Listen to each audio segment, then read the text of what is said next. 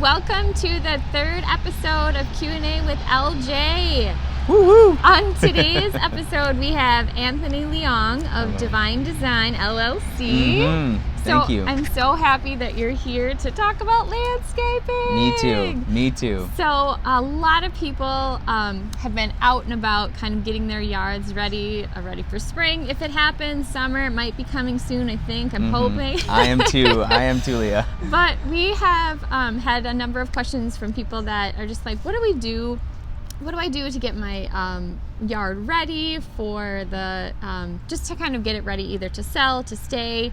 What are some things that we need to do? So today we're just going to be covering some great tips, getting your yard ready on a budget. So for some instant curb appeal, basically. Yes. So Anthony, what are some cost-effective, easy ways to kind of improve the look of my home, my yard, that kind of thing? Yeah, great question. I always recommend a couple different things. Okay. Mulch, a new layer of mulch, if you have mulch, is one of the best ways to spruce up your yard in the spring. It makes everything come to life. If you got a dark brown mulch and you have the green background like we have right here, it just brings everything out, all the color out. It looks fresh, brand new. And another thing is shrub trimming. Sure, absolutely. So over the winter, everything kind of gets gross. Yeah, that's a good way to put it. Gross and soggy and kind of wilted. But if you trim it up, prune it up, make it clean, really looks like you're taking care of it and bringing it to life. Those are a couple things that are key. Right. Would you also recommend like taking Christmas lights down off of your house? Yes, maybe? Okay. That's a great idea. Yeah, it is a great idea. I know we do have a long winter, but it's not a year-long winter. No. So that's a good suggestion. And so just kind of cleaning up your yard, simplifying it, picking up sticks, branches, leaves, things like that. Totally. Things that you maybe didn't get to in the fall, but now are kind of rearing its ugly head. Yes. So, all right, yes. Preparing your lawn for green grass again. We kind of forget what's in our yard after 6 months of there just being a white blanket. Right.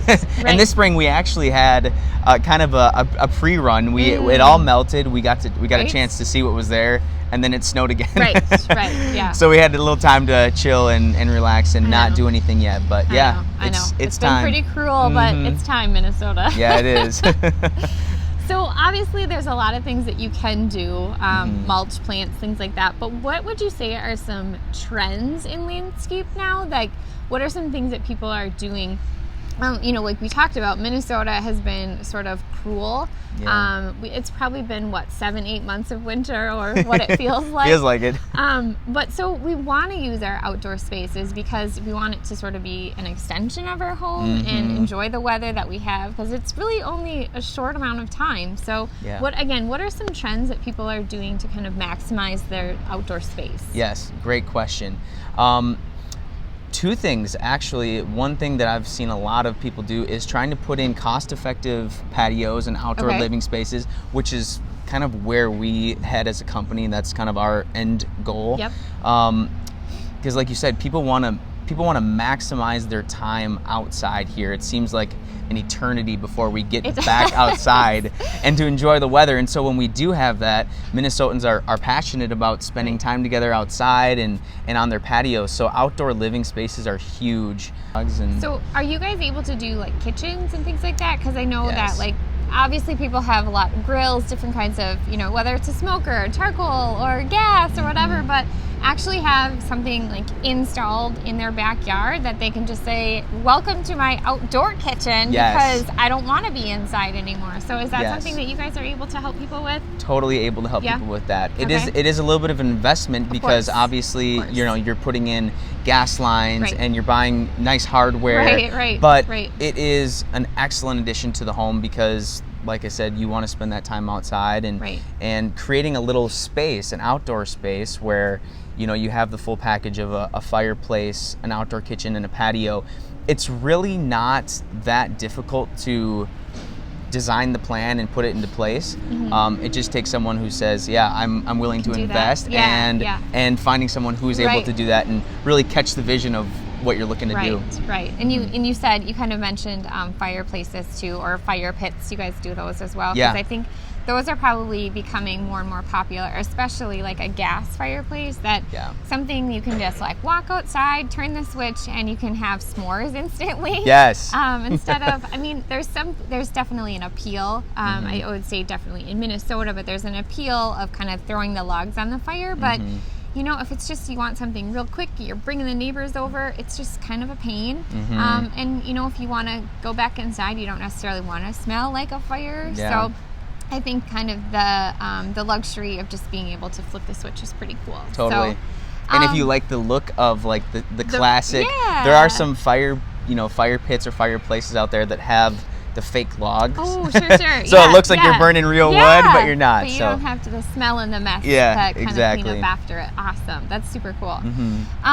So on top of the things that you do, you know, for your landscape services, obviously putting down mulch, placing plants, things like that, what are some things that you're able to help your clients with? It's like, what is that? What are some other things that you can offer clients? Yeah, that's a great question. Part of my slogan is see the vision, design the plan, build the journey. Cool. So one thing that I really help people with is to get a vision for their home and get a vision for their outdoor space, and to really look down the road, and that allows them to question maybe questions they haven't asked. How long are we going to stay here? Sure. Do we really like it here? Do we like this neighborhood? That's one thing I'm able to provide my customers is it's more than just putting down some rocks in your ground. It's helping you think differently and get a vision for your home, and that's part of the value that I'm able to provide them as well. Okay, great.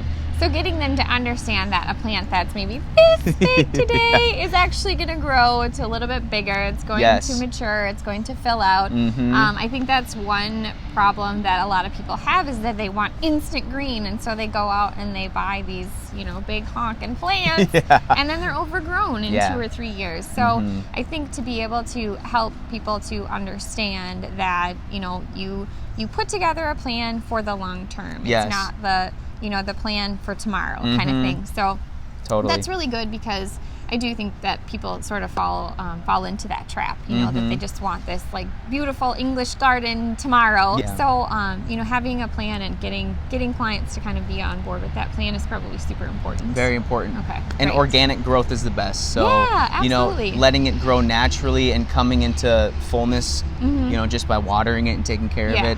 That's the best kind of landscaping, I think. Right. Exactly. And a lot of people like low maintenance. So again, to provide them sort of with the knowledge and the understanding that this is going to get bigger and this is how you maintain that. So, perfect. Well, those are some great tips, some suggestions, things like that. We did get a question, a pretty specific question that I think that a lot of people might even have. This question comes from Mallory, and she's wondering what she can do to kind of get rid of her Japanese beetles. Apparently they're eating her beans, and she wants them gone. So what are a couple of things, solutions, things that she might be able to spray on them, or how to kind of remedy that? So what are some things that you could do? Great question. There's basically 2 treatments for Japanese beetles. It's a preventative. There's a preventative spray you can spray on your plants or your beans, and there's a specific chemical that I've used in the past called acelepryn, and it's like a month-long treatment. You spray it on what you don't want them to eat, and it keeps them away. Otherwise, there's direct contact sprays that, you know, you want to go out there and you kind of feel like you're taking them out. Right. Yeah, there's sprays like that. One's called Piola. It's just a chemical spray, you spray it right on them and it takes them out. Perfect. Yeah. Well, hopefully that helps, Mallory. So that's been our 3rd episode of Q&A with LJ, and I want to thank both Anthony Leong as well as Rock Hard Landscape Supply. They are supplying our lovely background. Yes, they are. And they also have landscape rock and things like that to kind of spruce up your yard. So Anthony is a partner with them, and he does a lot of jobs that they supply materials for. Yes, they do. Thank you so much for joining me. I appreciate it. And Thanks for having me. put his information in the comments. So if you have any additional questions, you can either follow up with me or you can just directly message him. So thank you so much. Thanks. Have a great day. See ya. Thanks, Bye. Leah. You bet.